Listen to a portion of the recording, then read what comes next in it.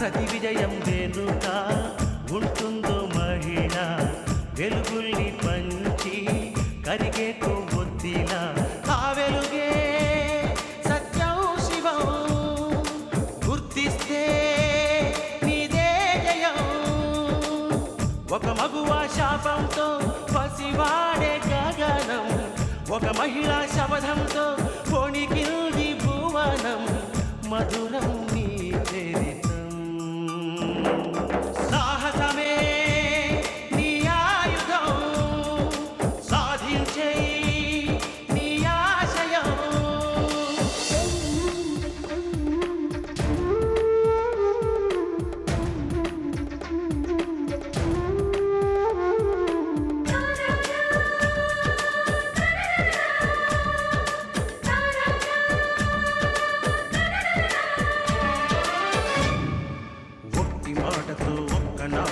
రాదు రాదు జయము చిత్తశుద్ధితో చెమట ఓర్చితే అందదా విజయము పిడుగు రాలిన అడుగు ముందుకు వేయుటే ధైర్యము మనసు చూపిన మార్గం మొదలక సాగని పయనము అంతులేనిది నీ సహనము సాటి లేనిది నీ త్యాగము బతుకు బాటలో ఎన్ని వెతుకులాటలో మలుపు మలుపునా ఎన్ని ఆటుపోటులో గెలుపే నీ ధ్యేయం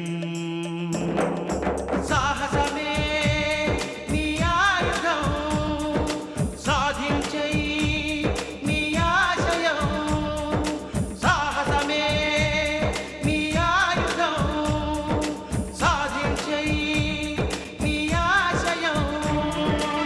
ఇంకా మూర్ఖంగా మీరు ప్రవర్తిస్తే నేను చూస్తూ ఊరుకోను. ఇదే ఆఖరు వార్నింగ్.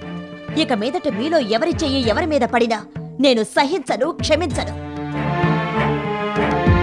కన్న కొడుకులను కూడా చూడకుండా కట్టు బట్టలతో బయటకు పంపిస్తాను. శాంతి, వీళ్ళకి చెప్పి ప్రయోజనం లేదు. అమ్మా బాబు అని చెప్తే వినే రకాలు కాదు. అందుకని ఇక నుంచి నువ్వు చెప్పడం మానేసి చెయ్యవలసిందేదో చెయ్యి. ఇక చెప్పడాలుండవు. వెళ్ళండి.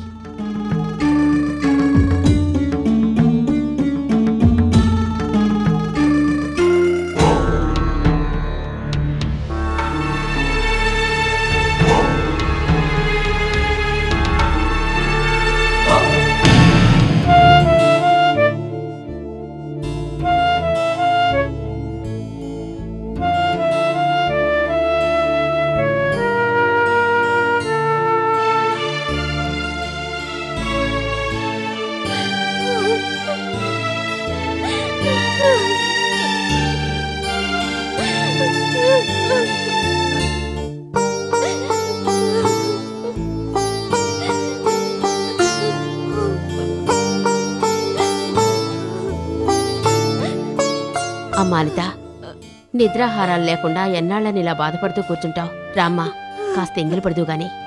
వద్దమ్మా, నాకు ఆకలిగా లేదు, నన్ను బలవంత పెట్టుకో. అలా అంటే ఎలా అమ్మా?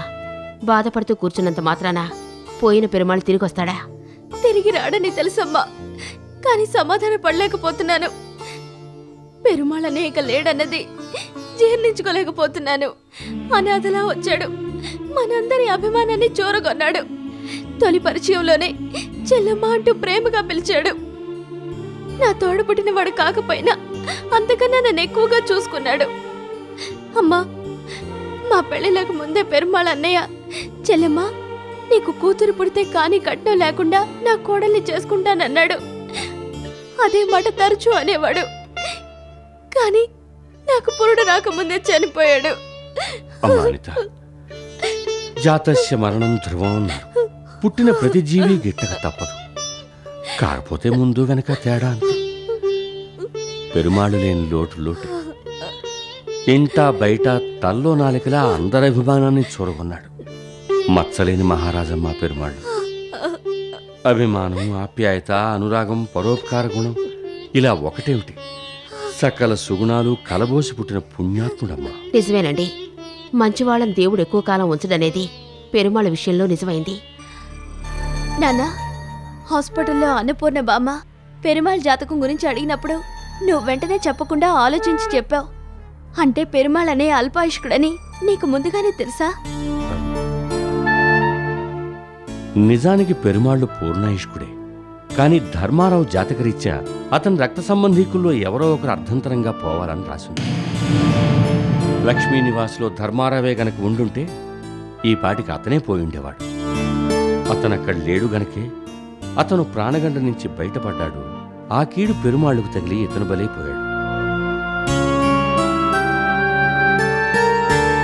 అమ్మా అనిత, అన్నీ మనం అనుకున్నట్టుగా జరగవమ్మా. అలా జరగాలనుకోవడం అవివేకం తల్లి. 10 మంది ప్రయాణం చేసే పడవలో ఒక్క దురదృష్టవంతుడున్నా మొత్తం అందరూ ప్రవాహానికి బలైపోతారు. అలాగే ఒక్క అదృష్టవంతుడున్నా అందరూ బతికిపోతారు. నువ్విలా నిద్రాహారాలు మాని బాధపడుతూ కూర్చుంటే ఎలాగమ్మా?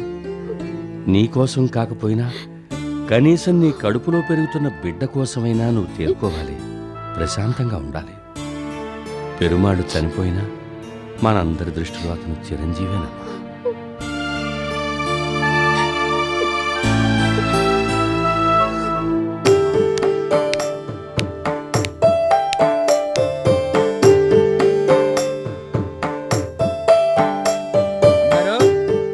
అమ్మగారు అమ్మగారు అమ్మగారు ఎవరు?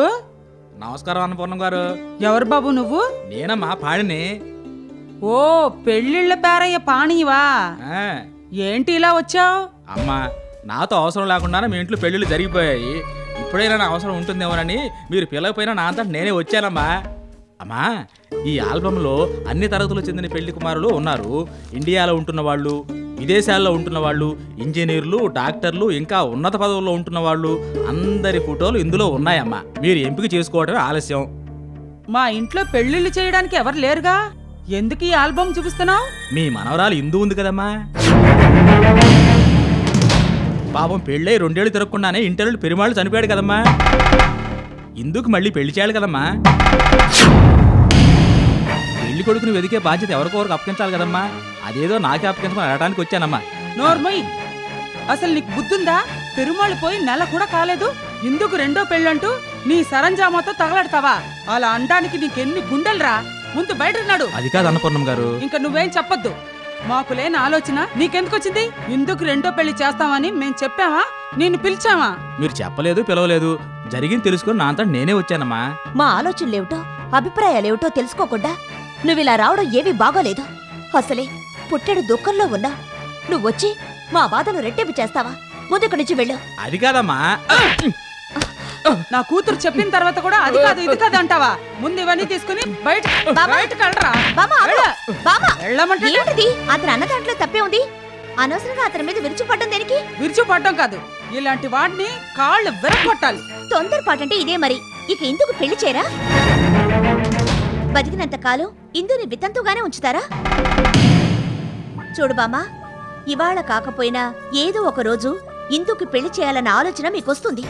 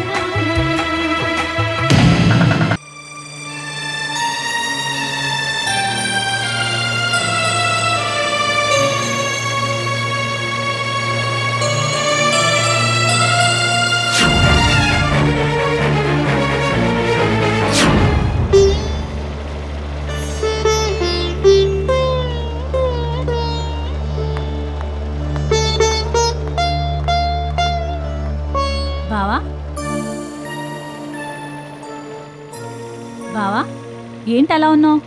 పెరుమాళ్ బావ గురించి తలుచుకుంటే చాలా బాధగా ఉంది లత. మా బావ పోవడానికి కారకుణ్ణి నేనే. నువ్వెలా కారకుడు అవుతావు? ఒకందుకు గొడవ మొదలై మరొక దారుణానికి దారి తీసింది. వినోద్ నేను చెప్పుతో కొట్టబట్టే వాడు ఈట తీశాడు. నన్ను కాపాడడానికే పెరుమాళ్ళు బావ అడ్డం వచ్చాడు. కేవలం నా తొందరపాటు వల్లే బావ బలైపోయాడు. కళ్ళు మూసినా తెరిచినా ఆ సంఘటనే గుర్తొస్తుంది. పెరుమాళ్ళు బావే కనిపిస్తున్నాడు. నా అంతరాత్మకు నేను సమాధానం చెప్పుకోలేకపోతున్నాను. పగవాడు కూడా పడకూడని క్షోభను అనుభవిస్తున్నాను. బావా, నీది అతి సున్నితమైన మనసు, అందుకే నువ్వు ఇలా బాధపడుతున్నావు. పెరుమాళ్ళన్నే పోవడానికి కారకుడివి నువ్వు కాదు. అవును బావా, అతనికి ఆయుష్ తీరిపోయింది, అర్ధాంతరంగా వెళ్ళిపోయాడు. ఈ గొడవ మూలంగా కాకపోయినా మరో రూపేణైనా అతను పోవాల్సిందే. తలరాతను మార్చలేరని మీ మూర్తి మావయ్య గారు తరచు అంటుంటారు కదా. నువ్విలా బాధపడుతూ మనసు పాడు చేసుకున్నంత మాత్రాన్న పోయిన పెరుమాళ్ళు తిరిగొస్తాడా చెప్పు? పీడకల్లా భావించి మర్చిపో. బాధ్యతను వదిలి నువ్విలా బాధపడుతూ కూర్చోవడం వల్ల వ్యాపారం దెబ్బతింటుంది, నీ ఆరోగ్యం కూడా పాడవుతుంది. ఇటు ఆరోగ్యం అటు వ్యాపారం దెబ్బతిన్నాక తిరిగి కోలుకోవడం చాలా కష్టం. నీ భవిష్యత్తుని, నిన్ను నమ్ముకుని ఉన్న 100 మంది సిబ్బంది భవిష్యత్తుని దృష్టిలో ఉంచుకుని నువ్వు మామూలు మనిషివి కావాలి. నీకిప్పుడు కావాల్సింది మనసుకు విశ్రాంతి, అది నీకిక్కడ దొరకదు. అందుకని అలా ఎక్కడికైనా వెళ్దాం రా బావా. ప్రదేశం మారితే మనసుకి ప్రశాంతత లభిస్తుంది. నేను ఇప్పుడు ఎక్కడికి రాలేను. అబ్బా, నేనెందుకు చెప్తున్నానో అర్థం చేసుకో బావా. రా బావా, రా బావా, రమ్మంటుండే.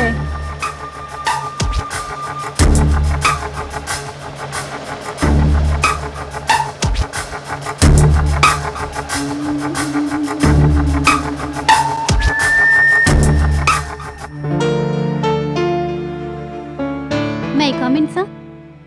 Yes, come in.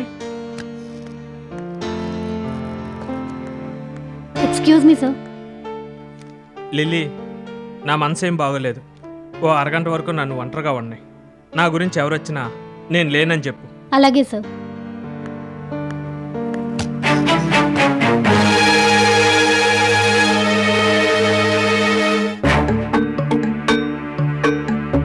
ఎవరండి మీరు?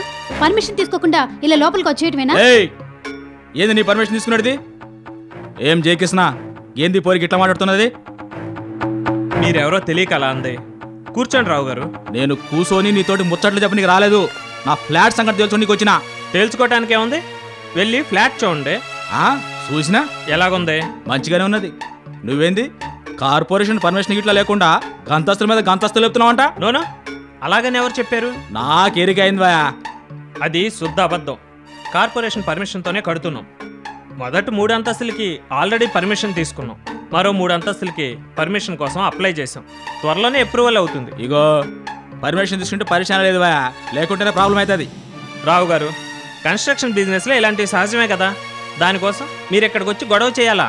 3 నెలల్లో అన్ని పూర్తి చేసి ఫ్లాట్ మీకు అప్పగిస్తాను. నువ్వు చెప్పిన లెక్కన 3 నెలల లోపల నాకు ఫ్లాట్ హ్యాండ్ ఓవర్ చేయలేదు, ఊరుకునేది లేదు. అరే, ఎంత చెప్పినా నువ్వు చెప్పేది కాదు, నేను చెప్పేది విను. 3 నెలల లోపల ఫ్లాట్ హ్యాండ్ ఓవర్ చేయలేదనుకో, నీ కాలో చేయి తీసేస్తా. ఇగో చూడువా, నేను మంచికి మంచి సెడ్డకి సెడ్డ. ఒక పాలు ఏం జరిగింది దొరికానా, నా ఫ్లాట్ కబ్జా జరిగిందని ఆయన కాలు తీసేసిన. ఎందుకైనా మంచిదని ముందుగా చెప్తున్నా, తర్వాత అనుకుని లాభమే లేదు. ఇగో మళ్ళీ చెప్తున్నా, మంచిగా అనుకో. 3 నెలల లోపల నా ఫ్లాట్ గిట్ట హ్యాండ్ ఓవర్ చేయలేదు, నీ కాలు తీసేసి గద్దలకేసి జైపూర్ కాలు తెచ్చి గిఫ్ట్ లెక్కిస్తా. సంచయితా?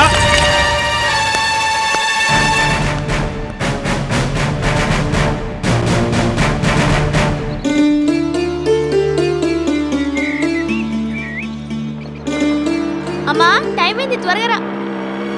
అక్క నీ కోసం ఎదురు చూస్తున్నట్టుంది బావా. హాయ్ అక్క.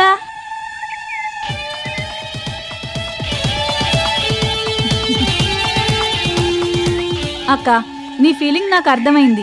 నేను మీ ఆయనతో బైక్ మీద వచ్చినందుకు నీకు బాధగాను, కోపంగాను, అసూయగాను ఉంది కదూ? బాధగానే ఉంటుంది. నీ ప్లేస్లో నేనున్నా నువ్వు ఫీల్ అయినట్టే ఫీల్ అవుతాను. కానీ కారణం తెలిస్తే నువ్వే విధంగానూ ఫీల్ అవ్వవు. పెరుమాళ్ళనే పోవడంతో నువ్వెంత అప్సెట్ అయ్యావో అంతకు మించి బాలాజీ బావ అప్సెట్ అయ్యాడు. ఆఫీస్ వ్యవహారాలు పట్టించుకోకుండా, బాధ్యత ఫీల్ అవ్వకుండా దిగాలుగా ఉంటున్నాడు. ఈ పరిస్థితుల్లో బావను ఒంటరిగా ఉండనివ్వకూడదు. ఒంటరిగా వదిలేస్తే పిచ్చెక్కడం ఖాయం. ఎప్పుడూ ఎవరో ఒకరు తోడుండాలి. అందుకనే నేను కనిపెట్టుకుని ఉన్నాను. ఆఫీస్లో అయితే నేను కనిపెట్టుకుని ఉంటాను, ఇంటి దగ్గర నువ్వు కనిపెట్టుకుని ఉండాలి. బాలాజీ బావ బావుంటేనే ఆఫీస్ సక్రమంగా నడుస్తుంది. బావని నమ్ముకున్న సిబ్బందికి బావుంటుంది. ఒక్క మాటలో చెప్పాలంటే బావ బావుంటే మేమంతా బావుంటాం. అందుకనే చను తీసుకుని ఇంటికి తీసుకొచ్చాను. అమ్మా లత, బాగున్నావా? బావున్నాను. ఏంటి పూజా సామాగ్రితో బయలుదేరారు? గుడికి వెళ్తున్నారా? అవును. ఓ పని చేయండి, ఈ పూజా సామాగ్రి అక్కకిచ్చి మీరింటి దగ్గరే ఉండండి. అక్క బావ గుడికెళ్ళొస్తారు. గుడికా? ఇప్పుడెందుకు? నాకు గుడికెళ్ళే మూడ్ లేదు. ఏంటి బావా మూడ్ లేదు? గుడికి వెళ్తే మూడ్ అదే వస్తుంది. దైవ దర్శనంలో మానసిక ప్రశాంతత లభిస్తుంది. అక్క తీసుకువెళ్ళు. వెళుస్తానమ్మా. వెళదాం పదండి.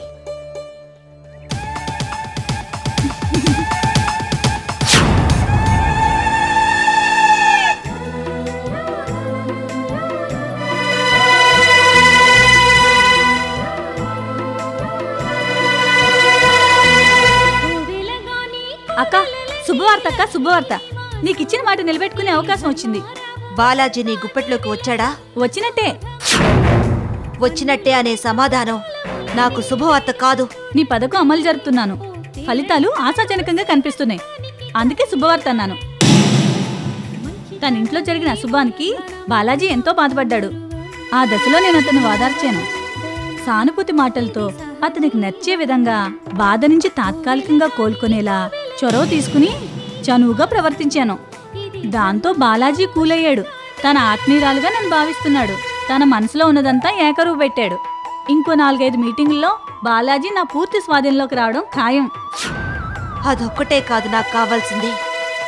నా కడుపులోని బిడ్డ చనిపోయినట్టే అనిత కడుపులోని బిడ్డ కూడా చావాలి. నాలాగే అది కూడా గర్భశోకం అనుభవించాలి. అప్పుడే నాకు తృప్తి, ఆనందం. అనితకు కడుపు పోవడంతో అనిత మీద బాలాజీకి విరక్తి పుడుతుంది. ఆ దశలో నువ్వు మరింతగా ప్రవర్తించి బాలాజీని నీ వాణ్ణి చేసుకోవాలి. ఇటు కడుపు పోయి అటు మొగుడికి దూరమయ్యి అనిత కుళ్ళి కుళ్ళి ఏడవాలి. దాని ఏడుపు చూసి నేను తుళ్ళి తుళ్ళి సంతోషించాలి. పోగొడతాను, దాని కడుపు పోగొడతాను. అక్క ఇప్పుడు అనిత బాలాజీ గుళ్ళో ఉంటారు. వీలైతే గుడికెళ్ళి నీ కక్ష తీర్చుకో.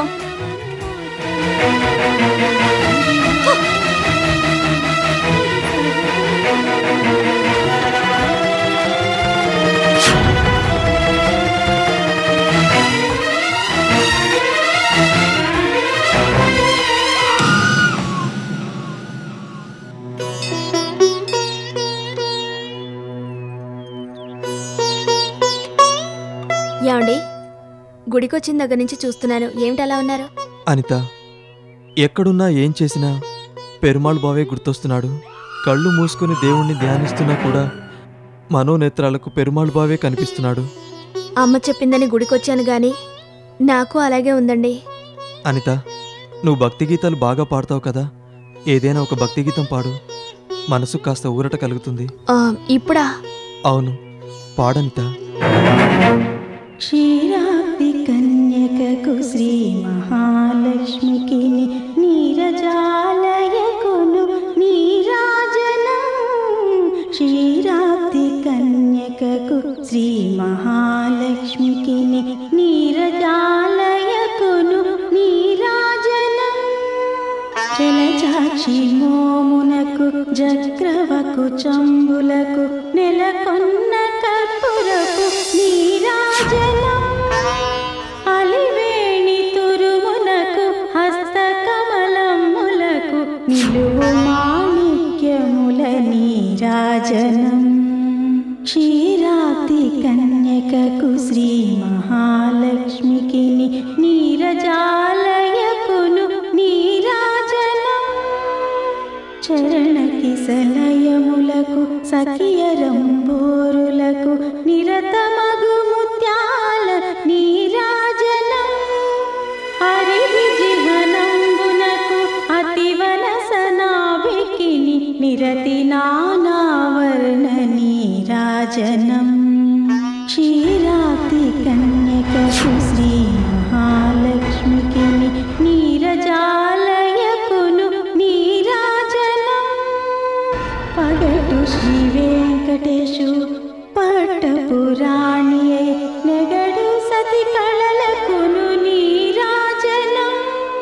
జగతి నలమేల్మగ చక్కదనములకెల్ల నిగుడు నిగ శోభనపు నీరాజనం క్షీరాబ్ది కన్యకకు శ్రీ మహాలక్ష్మికి నీరజాలయకును నీరాజనం క్షీరాబ్ది కన్యకకు శ్రీ మహాలక్ష్మికి నీరజాలయ